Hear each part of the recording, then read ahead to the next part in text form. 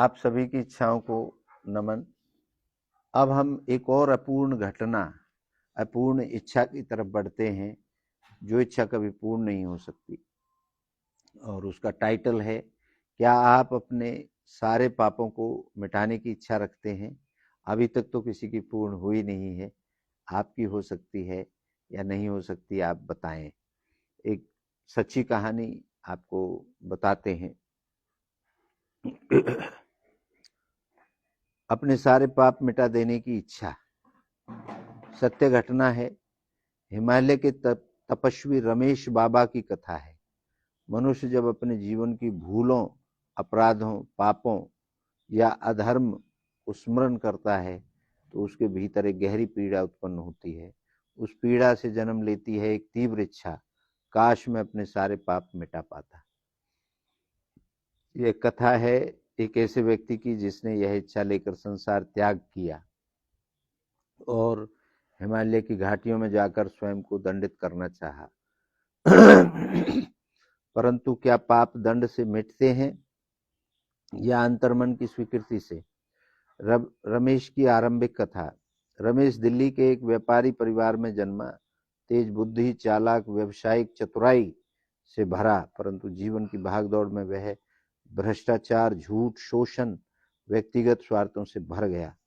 उसने टैक्स चोरी की, जमीन हड़पी, रिश्वत दी और ली, और एक दिन अपने ही सगे भाई को कागजों में धोखा देकर बेघर कर दिया।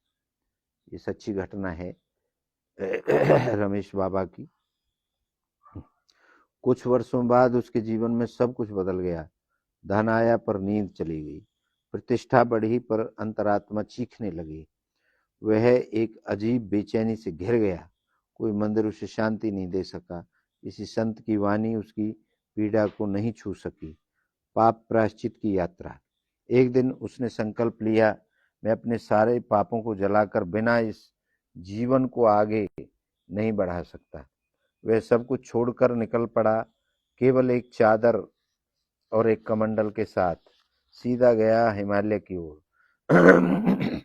वह कई महीनों तक भिक्षा मांगकर, चट्टानों पर सोकर, बर्फ में तपस्या कर स्वयं को शारीरिक पीड़ा देता रहा। वह समझता था यह सब उसके पापों का प्रायश्चित है। वह गंगा में डुबकियां लगाता, पत्थरों पर घुटनों के बल चलता और तपस्वियों के चरण धोकर पीता। फिर एक दिन ऋषिकेश के निकट एक गुफा में उसे एक वृद्ध सन्यासी मिले, जिन्होंने केवल एक प्रश्न किया, तुम अपने पापों से भागे हो या उन्हें स्वीकार कर सधे हो? बोध का क्षण। रमेश ने पहली बार किसी से कहा, मैंने अपने भाई को धोखा दिया है, मैंने दूसरों की जमीन हड़प ली, मैंने छल किया, अब मैं स्वयं को दंड दे रहा हूँ। वृद्ध बोले, पाप शरीर से नहीं मिटते। पाप तब मिटते हैं जब तुम जिसको तुमने चोट दी है उसके सामने सिर झुका सको। पाप तब जलते हैं जब तुम उन्हें छिपाते नहीं, स्वीकारते हो। प्रायश्चित तपस्या नहीं, परिवर्तन है। रमेश के नेत्रों में अश्रु आ गए और वह वापस लौटा। वर्षों बाद उसने अपने भाई के सामने सिर झुकाया, जमीन लौटाई, अपने काले धन को आश्रमों में दान किया, और तब पहली बार उसे भीतर से हल्कापन महसूस हुआ। इच्छा पूर्ति दर्शन का दृष्टिकोण। पापों को मिटा देने की इच्छा व्यक्ति की आत्मा में शुद्धि की आकांक्षा का प्रतीक है। यह दर्शन का दृष्टिकोण है। परंतु यह आकांक्षा तभी पूर्ण होती है जब वह पलायन नहीं, स्वीकार और कर्म परिवर्तन में परिणित हो। इच्छा पूर्ति दर्शन मानता है कि पाप कोई स्थायी वस्तु नहीं, वह मन की छाया है। जैसे ही सत्य का सूर्य उगता है, वह छाया मिट जाती है। पाप कोई अटल भाग्य नहीं, वह बोध से जलाया जा सकता है। सकने वाला अज्ञान है। बोध से जलेगा। जब आप स्वीकार करेंगे मैंने पाप किया है, तब उसका मिटना तय है। ये दर्शन का कहना है। स्वामी राजेंद्र देव जी महाराज जी का क्या मत है, यानी हमारा क्या कहना है? पाप की अग्नि को तपस्या की राख से नहीं, प्रेम और क्षमा की जलधारा से बुझाया जा सकता है। जो व्यक्ति दूसरों को चोट देकर ईश्वर को प्रसन्न करना चाहता है, वह सबसे बड़ा पाखंडी है। तुम्हारा असली मंदिर वह है जहां तुमने पाप किया। वहीं लौटो, वहीं झुको, वहीं से पुनः उठो। पाप मिटाना है तो पहले उसे देखना सीखो, पहले उसे स्वीकारो कि पाप है या नहीं है। ये हमारा कथन है।